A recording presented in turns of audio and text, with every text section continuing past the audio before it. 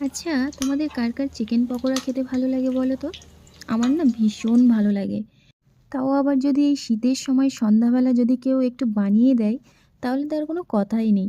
সাথে একটু লাল চাটনি আর একটু সবুজ চাটনি। উফ! বলতে গেলেই মুখে জল চলে আসছে।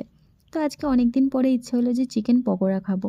তো কষ্টসিষ্টে একটু বানিয়ে নিলাম নিজেই। কেউ তো বানিয়ে দেওয়ার নেই। তো এখানে আমি বানিয়ে নিয়েছি, মচমচেও হয়েছিল আর গরম গরম খেতে যা লেগেছিল না। তোমাদের যদি রেসিপিটা দরকার হয় অবশ্য বলো, কমেন্ট করো। আমি একদিন তোমাদের সাথে অবশ্যই শেয়ার করব। এখন আমি গরম গরম পকোড়াটা এনজয় করি। আর তোমরা আমার চ্যানেলকে সাবস্ক্রাইব করে দাও। আর যদি ভিডিওটা ভালো লাগে তাহলে লাইক, কমেন্ট এবং শেয়ার করে দিও। টাটা।